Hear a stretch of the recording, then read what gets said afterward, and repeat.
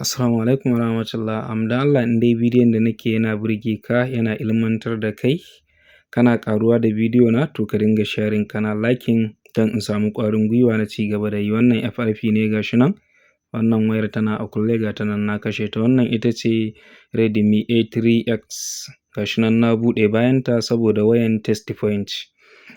To yanzu ga shi nan zan je in saita tool ɗina. Kun san wannan wayar SPD ce. In ka je ka zaɓi Nusok, za ka je ka nemo model ɗinta ga shi nan. Sai ka je ka zaɓo file nata. Ga shi nan A3X na saita, sai ka zo kan service ɗin nan. Sai ka danna start. To sai ka koma kan wayarka. Ga fika nan na ɗauka, ga hanyar test point ɗin nan. Na dubo ta a Google.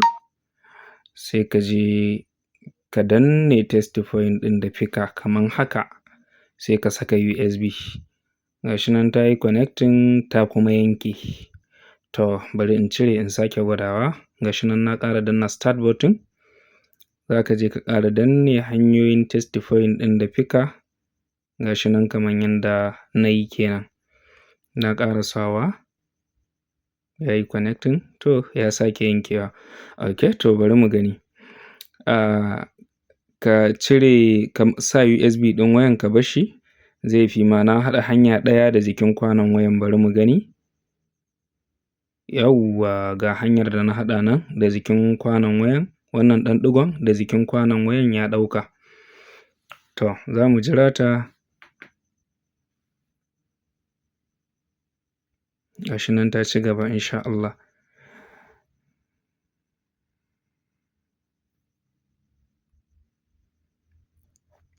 In ta gama za ta yi rebooting da kanta.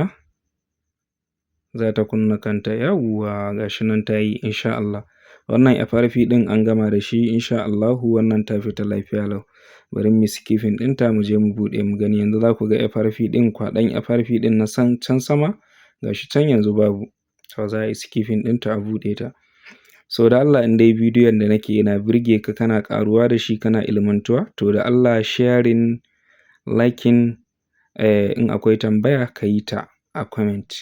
So da in ba a sharing ba a liking sai in ga kaman bidiyon baya burge ku ko kuma ba kwa son bidiyoyin da nake yi. Dan ni ma ɓata lokacina nake sosai in yi bidiyon nan. In yi editing ɗin shi yanda kowa zai gane me ake. Ga hanyar test point ɗin da na haɗa nan da jikin kwanon. Wannan ɗigon ɗaya da jikin kwano. Wannan shi ne ƙarshen bidiyon in sha Allah.